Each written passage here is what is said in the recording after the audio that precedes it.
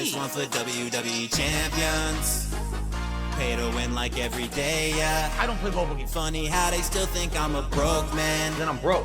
Even though I be pulling Hogan's. I spent like 40 grand on a couple thousand pictures of some sweaty men.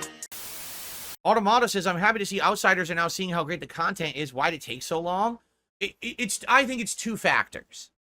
Factor number one is that because I am such a long-standing YouTuber, right, that a lot of people just by default think, oh, he's a relic, right? There's no way that he could be pertinent in the modern day. There's no way that his content could be good. In fact, that's really what a lot of people's public perception of me is that I've been around 16 years, but I'm still that guy who does raw, uncut playthroughs. They don't know I do a podcast. They don't know that I do other content other than just the raw, uncut playthroughs. They don't know I'm an interactive streamer. They don't know anything. They think that my camera quality is terrible. They think my gameplay is terrible. They haven't checked out any of it. Do they know that I have a bunch of characters in Master Rank in Street Fighter 6? Do they know that I just beat the Shadows of the Erdtree DLC legit in Elden Ring without a cheesy build? Do they know that in the last, 5 to 10 years, I've dramatically changed who I am as a person and a creator, and that my content is dramatically different? No, they don't know that. They've just heard the negative things, and that's the public perception is off, so no one comes to check me out. Now, on top of that, okay, there you've got the detractors who are constantly putting out negative videos about me, and all the videos are always spinning that same kind of misinformation, saying a bunch of nonsense that's not true, because the more that they push that, okay, the more that they push that, essentially, they make money. They monetize videos about it. They bring people to their streams about it, their restreams and shit, all that, all of it. So their narrative is the one that's at the forefront at all times. Who's going to check out my content? Now, the funny part is there have been people who every once in a while come in here and they do give me a shot. And when they do, all right, they're like, oh my God, I can't believe it.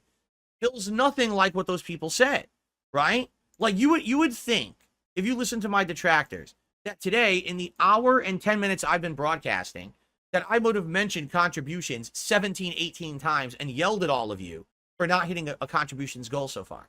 How many times have I mentioned it? Once. I get you to count twice because I'm saying it again right now. And I'll mention it a few more times over the day. And that's it. I don't sit here talking about it all day. I don't want to sit here talking about it all day. It bothers me. I want to make content. I want this to be a fun, interactive, social session where we all get something out of it. It's not just about making money. In fact, if I never had to mention this, I never would. And I mean that too.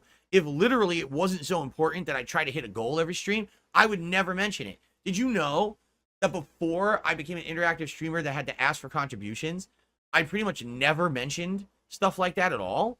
I didn't do all the things other content creators were doing. I was just making a living on ad revenue.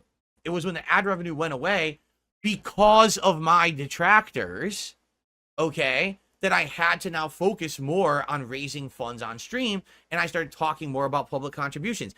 If my detractors did not destroy this YouTube channel about 10 years ago with false copyright strikes, I would not have had such a dip in popularity, and I wouldn't have ever had to become an interactive streamer that asks for contributions.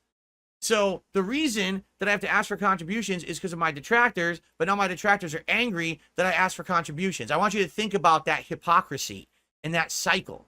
They create the bad situation, they create the misery, but then I do something different to adapt to survive. Well, they don't like that either. Well, you created that situation. I could have been fine just making on-demand videos forever. You fucked with my livelihood, so I had to change to survive. And now you don't like that I changed either. So then you're just never happy. You're always moving the goalposts, right? That's why people don't understand that my content is good. They literally just hear Phil's always bad. No matter what he does is bad. His content's bad. His personality's bad. Everything's bad. He's constantly doing awful things. But then people now, for the first time, are coming from a different source who said, hey, go check out Phil. You're checking me out. And you're like, wait, none of that shit was true at all, right? Maybe every once in a while it's a little annoying that I mentioned something, right? But there you go. That's right. Cypress TV says, I even remember you outright told everyone you do not accept any donations before 2014. It wasn't until I moved out here 10 years ago that then I had to start accepting things like Patreon. And then it wasn't even until years later when I became an interactive streamer that I ever took a super chat or bits or a paid subscription or a tip. Never. It was all about ad revenue on YouTube. And it all went away because of those fuckers, you know? Okay.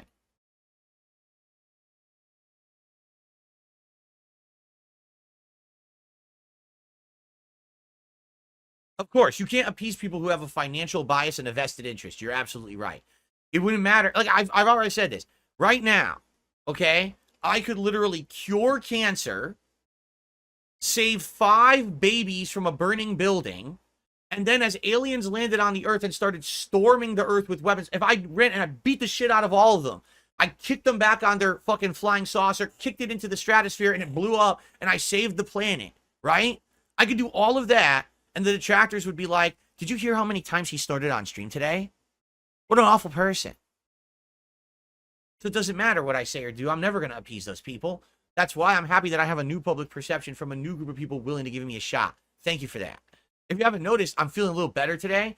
I do still have the tickle in my throat, but it's not bothering me nearly as much. So actually, I'm not having to, like, constantly clear my throat and everything today, and it's feeling a lot better.